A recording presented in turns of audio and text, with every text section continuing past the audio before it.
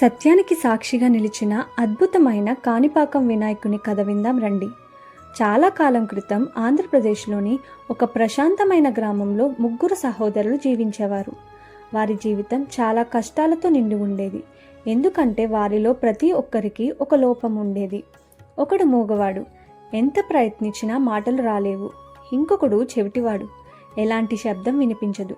మరొకడు గుడ్డివాడు, ఈ లోకాన్ని చూడలేడు. ఇలా ముగ్గురు తమ తమ లోపాలతో బాధపడుతూనే ఒకరికొకరు అండగా ఉండి జీవితం సాగించేవారు. వారి జీవనాధారం వ్యవసాయం. ప్రతిరోజు పొలానికి వెళ్ళి కష్టపడి పనిచేసి తమ ఆకలి తీర్చుకునేవారు. ఒకరోజు వారి పొలంలో ఉన్న బావిలో నీళ్లు పూర్తిగా తగ్గిపోయాయి. పంటలు ఎండిపోవడం మొదలైంది. వారి పరిస్థితి మరింత క్లిష్టంగా మారింది. ఇప్పుడు ఏం చేయాలి అని వారు ఆలోచించారు. చివరికి ఒక నిర్ణయం తీసుకున్నారు. బావిని ఇంకా లోతుగా తవ్వాలి అని. ముగ్గురు కలిసి బావిలోకి దిగి తమ శక్తి మేరకు తవ్వడం ప్రారంభించారు. ఎండ మండుతున్నా, శరీరం అలసిపోతున్నా వారు ఆగలేదు. ఎందుకంటే అది వారి జీవనానికి సంబంధించిన విషయం. తవ్వుతుండగా అకస్మాత్తుగా ఒక గట్టి వస్తువును తగిలింది. ఇది ఏమిటి అని ఆశ్చర్యపోయారు. ఆ వస్తువును బయటకు తీసేందుకు ప్రయత్నించారు. కానీ అది బలంగా నేలలో పాతుకుపోయింది. వారు మళ్ళీ కొట్టడం ప్రారంభించారు. అప్పుడు ఒక అద్భుతం జరిగింది. ఆ గట్టి వస్తువుపై కొట్టగానే అక్కడ నుండి రక్తం కారడం మొదలైంది. ఆ దృశ్యం చూసి ముగ్గురు భయంతో వణికిపోయారు. ఇది సాధారణ విషయం కాదని వారికి అర్థమైంది. ఆ రక్తం బావిలోని నీటితో కలిసిపోయింది. ఆ క్షణంలో అక్కడ ఉన్న ఒక దివ్యమైన శక్తి వ్యాపించింది. ఆ అద్భుతాన్ని వారు తమ కళ్ళ ముందే అనుభవించారు. మూగవాడు ఒక్కసారిగా మాటలు మాట్లాడడం ప్రారంభించాడు. చెవిటివాడు చుట్టూ ఉన్న శబ్దాలు వినగలిగాడు. గుడ్డివానికి ఈ ప్రపంచం కనిపించడం మొదలైంది.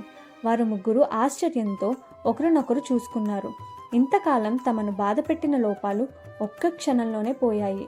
ఇది దేవుని మహిమ తప్ప ఇంకేమీ కాదు అని వారు గుండెల్లో నమ్మకం కలిగింది. తరువాత వారు ఆ గట్టి వస్తువును జాగ్రత్తగా పరిశీలించారు.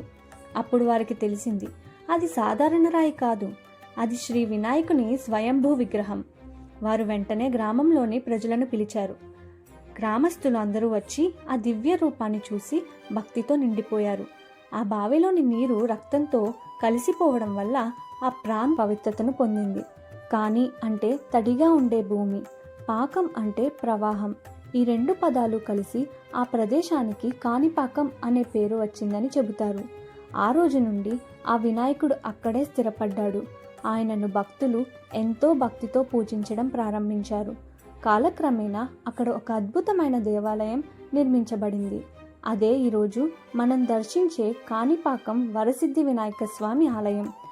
ఈ వినాయకుడికి ఒక విశేషమైన మహిమ ఉందని నమ్మకం. ఈ విగ్రహం రోజు రోజుకి పెరుగుతుందని చెబుతారు. ఇప్పటికీ ఈ విగ్రహం బావిలోనే ఉండి నీటితో నిండి ఉంటుంది. ఇంకొక విశేషం ఏమిటంటే, ఈ స్వామి ముందు ఎవరైనా అబద్ధం చెప్పలేరు అని విశ్వాసం. ఎవరైనా తప్పుడు మాటలు చెప్పి ప్రమాణం చేస్తే వారికి అనార్థాలు కలుగుతాయని భక్తులు నమ్ముతారు. అందుకే వివాదాలు, సమస్యలు ఉన్నవారు ఈ ఆలయానికి వచ్చి స్వామి ముందు సత్యం చెబుతారు. సత్యం చెప్పిన వారికి ఆశీర్వాదం లభిస్తుంది, అబద్ధం చెప్పిన వారికి శిక్ష తప్పదు అని విశ్వాసం. ఈ విధంగా కాణిపాకం వినాయకుడు సత్యానికి ప్రతీకగా, న్యాయానికి సంకేతంగా నిలిచాడు. చివరికి గెలిచేది సత్యమే. ఇలాంటి మరెన్నో ఇంట్రెస్టింగ్ వీడియోస్ కోసం మన ఛానల్ని తప్పకుండా సబ్స్క్రైబ్ చేసుకోండి.